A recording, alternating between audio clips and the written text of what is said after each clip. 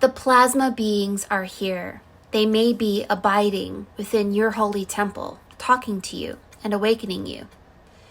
They are asking us to begin to adopt thought forms of God. And so we're going to begin with one thought form of God called the lily. Getting into sacred geometry is getting into thought forms of God, advancing our telepathic abilities. First, let's learn about these plasma beings.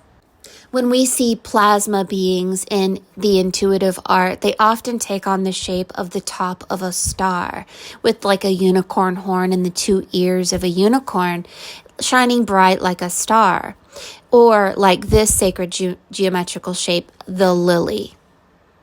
When we get into sacred geometry, we are getting into communicating with these plasma beings. These plasma beings are light beings. They are advanced, non-physical entities composed of pure plasma energy. They are intelligent, light substance that exists between matter and spirit. As beings of light, they have high frequency and fluid luminosity. They serve as interdimensional architects, energetic stabilizers, and they operate across quantum fields of the cosmos. They are non-linear, they do not have a hierarchy, and they are formless. They are teaching you how to build your luminous solar light body also. Their form pulsates, and they have morphing fields of luminous color. They are electromagnetic, they are photonic, and they have scalar frequencies. Some say they look more liquid, like liquid in motion. They shift through dimensions, they are able to bilocate, and they work on light fields of consciousness. They respond highly to vibration, intent, and resonance. They move along central currents of stars and suns. Some say they live near Lyra or Sirius B, the dog star. They build bridges of quantum space between dimensions. And they are also here to build us into an advanced light civilization, where form is no longer necessary, but consciousness is still individualized. They're here to help you with the architecture of your human light body. They play a key or a role in a human's transition into your high dense solar or rainbow light body. So they give us soul activation, healing pulses. They support ascension through light body refinement, DNA plasma code activations, transmitting pure source frequencies to help dissolve distortion and density. They stabilize timelines, and they have energetic anomalies, wormholes through multidimensional portals and shifts. They are energetic architects. They operate beyond ego, identity, or doctrine. They give you telepathic downloads. You may have a sudden vibrational shift or a sense of timelessness. You may become euphoric in your meditations, and they can actually enter your body as an orb. So when you imagine a rainbow light around your body, around the earth, you're actually calling them toward you. When we study the Kohan 7-Raid Masters, they are connected to these plasma beings. The plasma beings operate on force, and force is the will of the divine and power, incorruptible power. So if you have a room that's filled with rainbow lights and you put on an activated sound and you begin to visualize rainbows, you begin to visualize a star or a sun, and you have the heart of a child and you're giggling, they really will begin to work within your body because you are matching them or mirroring them. They may get many of you guys into supporting and activating ley lines and opening solar portals and really healing sacred sites on the earth. They may get you into connecting with diamonds and crystals and gems, and activating those gems, putting them outside, and really just turning this evil world into good through the power of nature, through the power of thought, through the power of vibration and frequency. And y'all are getting there. I'm hearing it in the languages I'm seeing on TikTok, on YouTube, on Instagram.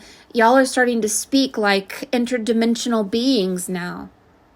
So they're here to bring about human evolution by activating your plasma light body, learning how to become telepathic. But in order to be telepathic, we have to be knowledgeable about sacred geometry and about why certain shapes are the way they are, what element they bring, and how they affect the physical world, your mind, and even your physical body.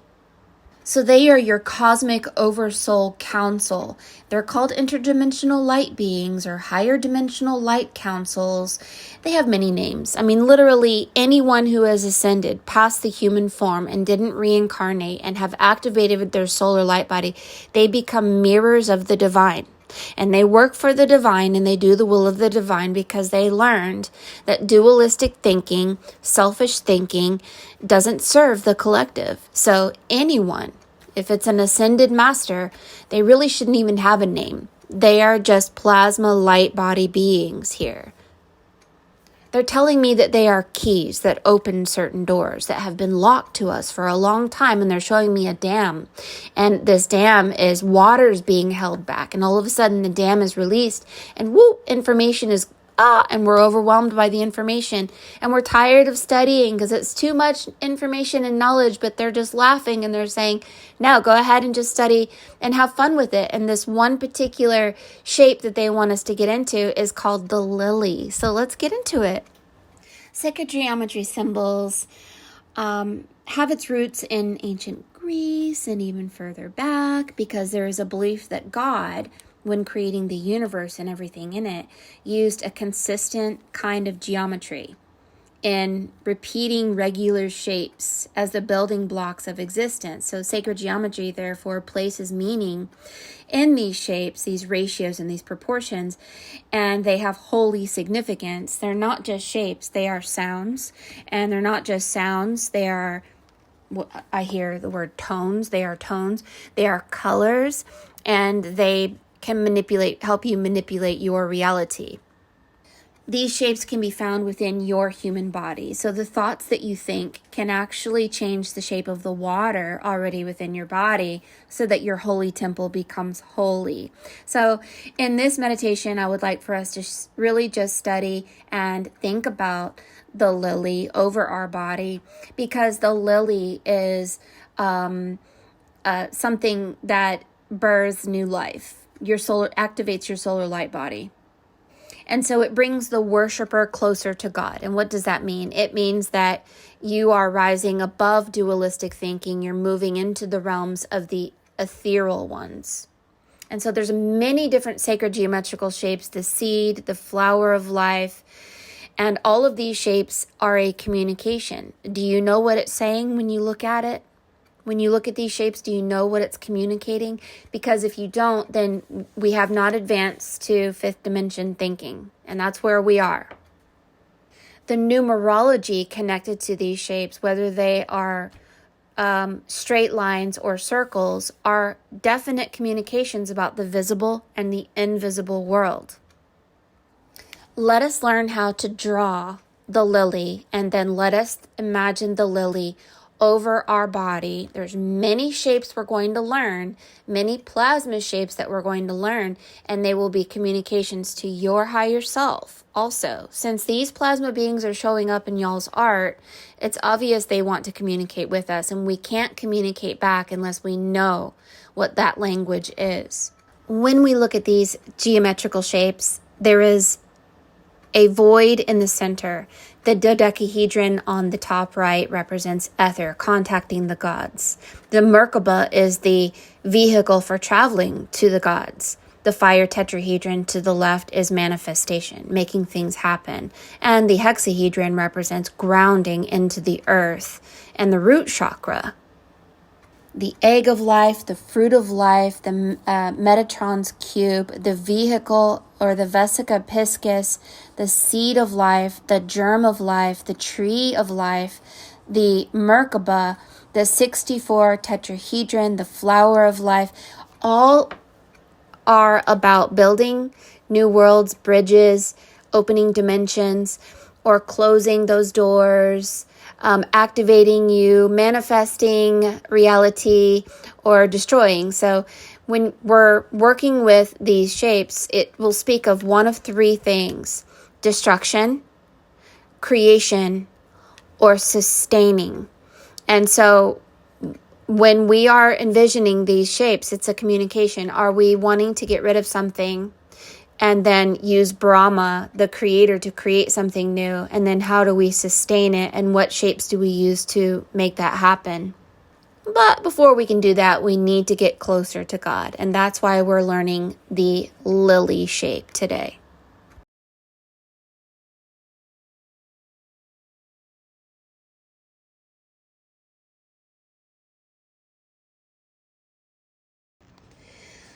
To speak to the plasma beings about your intentions, if you were to use a merkaba that represents 1, 2, 3, it's actually connected to the number 4, but to our eyes it represents the Trinity: the creator, the destroyer, the sustainer, Brahma, Vishnu, and Shiva.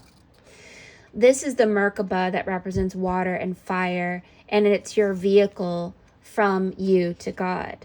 And so you can imagine this over your body, but the lily is this symbol, but it's in its feminine form. Remember, straight lines represents that you are wanting to manipulate the material world. Straight line, material world.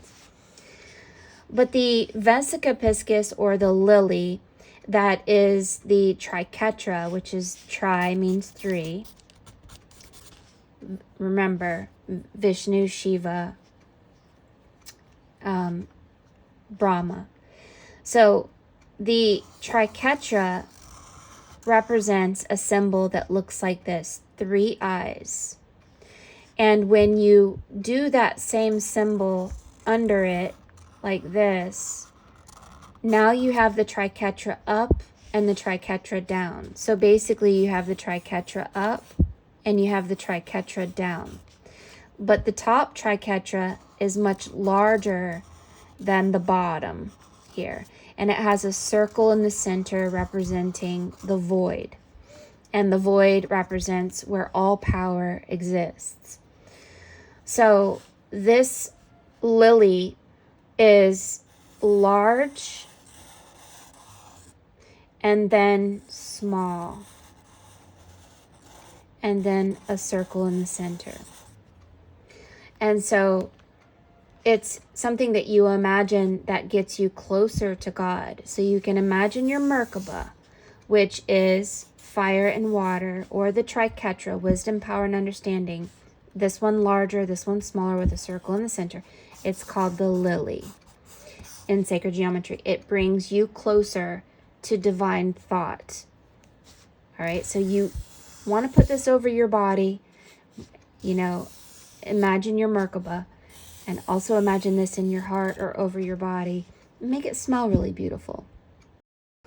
Look at these shapes, and which one catches your eye? Which one are you not aware of, or that you don't know about? If it's the first one, well, we've been talking about that one for 6 years. The second one is the triquetra we just spoke about, right? Find one that kind of catches your eye, and we'll study that one next.